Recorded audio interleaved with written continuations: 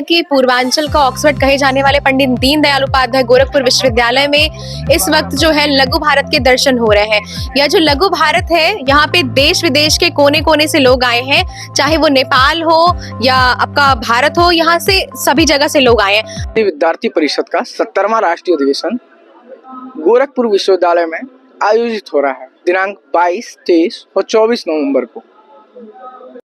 यहाँ पे जगह जगह कटआउट्स लगे हैं, सेल्फी पॉइंट्स बने हुए हैं, जहाँ पे जो भी विद्यार्थी हैं वो आके, जो भी यहाँ पे डेलीगेट्स हैं वो आके अपना फोटो क्लिक करा रहे हैं। गोरखपुर के कल्चर को यहाँ दिखाने का, प्रेजेंट करने का कोशिश किया गया कि इस पूर्वांचल के क्षेत्र में क्या क्या चीज़ें विशेष हैं उसको दिखाया गया है। यहाँ पे हम आपको प्रदर्शनी को दिखाएंगे। यहाँ पे प्रदर्शनी हॉल बनाया गया जिसमें पूरे उत्तर प्रदेश के क्षेत्र को मतलब पिरोने का काम किया गया है, उसमें दिखाने का काम किया गया कि इस क्षेत्र की क्या क्या विविधताएं हैं।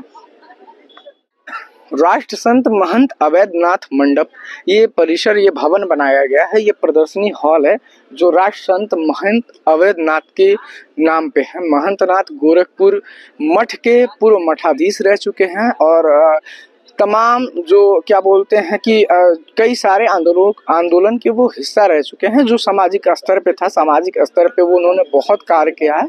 कई सारी कुरीतियों के खिलाफ उन्होंने जन आंदोलन भी किया है। आइए दिखाते हैं इस जो प्रदर्शनी हॉल है इसके अंदर की आपको जानकारी देते हैं। देखिए यहाँ पे गोरखपुर के बारे में, यहाँ से विशेषताएं जितने भी हैं, यहाँ पे फ्रेमिंग ये जो लगे हुए हैं कटआउट्स से, ये नाथ पंथ महंत परंपरा क्या होता है, गोरखनाथ मंदिर, योगी संप्रदाय और उसका आदर्श, इन सब चीज़ों को डिफाइन किया गया जिससे पूरे भारत से आने वाले लोग ये जान सके कि गोरखनाथ मंदिर के बारे में जान सके, नाथ संप्रदाय के बारे में जान सके और विभिन्न जानकारियों के बारे में जान सके। यहाँ महंत अवैधनाथ जी का ये क्या बोलते हैं मूर्ति लगा हुआ है। आइए और भी आपको अंदर के व्यूज दिखाते हैं। ये अहिल्या भाई होलकर जी हैं और इनकी ये कई सारे यहाँ पे पोर्ट्रेट लगे हुए हैं। यहाँ महंत अवैधनाथ जी का भी पोर्ट्रेट लगा हुआ है। कई सारे कुरीतियों को उन्होंने खत्म किया है। देखिए उन्होंने एक शूद्र के घर जाके खाना खाया था, तो उसके उन चीज़ों को उन्होंने दिखाया जा रहा है इस पोर्ट्रेट के माध्यम से।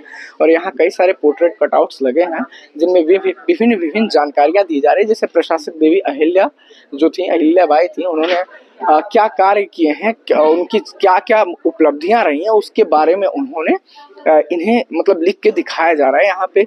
और यहाँ पे जितने भी यहाँ के लोकल कल्चर हैं, सभ्यता हैं, उन सब चीज़ों को दर्शाया जा रहा है। हमारे देश के जितने भी बलिदानी थे, जितने भी देश के आज़ादी में जिन्होंने अपने प्राण की आहुति दिया है, विभिन्न माध्यमों से अपने देश की आज़ादी के लिए अपने आप को कुर्बान किया, उन लोगों के भी यहाँ पे प्रतिमूर्तियाँ लगी हैं। काकोरी कांड का भी जिक्र किया गया है इस पोर्ट्रेट के माध्यम से।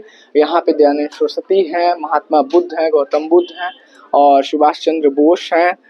और यहाँ पे कई सारी ऐसे पोर्ट्रेट बनी हुई हैं जिसके विभिन्न यहाँ पे पोर्ट्रेट लगी हुई हैं। आइए यहाँ पे जो इस प्रदर्शनी हॉल की जो ये जो पूरे यहाँ पे जो उनकी जानकारी है, यहाँ पे हैं सौम्या जी हैं, उनसे जानकारी लेंगे। ये प्रदर्शनी पूरा हॉल है, इसके बारे में आप थोड़ा मुझे ब्रीफिंग करें। बिल्कुल, जैसा कि पूर्वांचल का ऑक्सफोर्ड कहे जाने वाले पंडित दीनदयाल उपाध्याय गोरखपुर विश्वविद्यालय में इस वक्त जो है लघु भारत के दर्शन हो रहे हैं।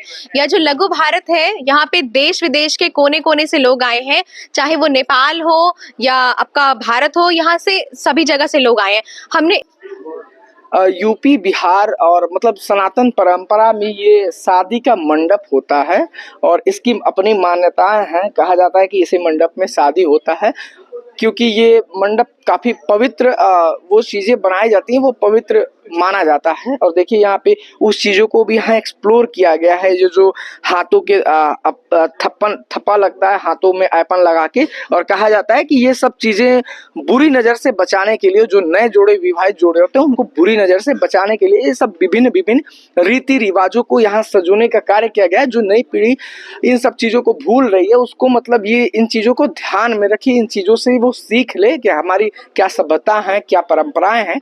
और यहीं पे और आगे एक चीज और भी बनाया, मैं आपको वो भी दिखाऊंगा। ये देखिए मतलब ये यूपी बिहार में ये उसकी सभ्यता संस्कृति है, ये इसको कोहबर बोलते हैं, है ना।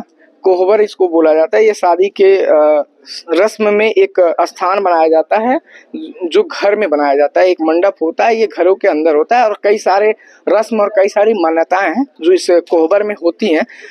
और कहा जाता है कि ऐसा इसमें पूजा पाठ होता है, दूल्हे दुल्हन के जो आगे का जीवन होता है, वैवाहिक जीवन सकुशल बीत सके, सकुशल हो सके, उसके लिए इन सब चीज़ों को यहाँ पे दिखाने का कोशिश किया गया है कि जो हमारी युवा पीढ़ी, आने वाली पीढ़ी जो हमारी सभ्यताओं को भूलती जा रही है, हमारी संस्कृति को भूलती जा रही है, वो ना भूले। यकीनन अखिल भारतीय विद्यार्थी परिषद के यह 17वां राष्ट्रीय अधिवेशन संगठनात्मक तौर के साथ साथ सांस्कृतिक तौर पे भी काफ़ी यादगार होगा। ऐसी खबर देखने के लिए आप जुड़े रहें पूर्वांचल न्यूज़ टीवी के साथ। कैमरा पर्सन अरुण राय के साथ मैं सागर कसेरा, गोरखपुर से।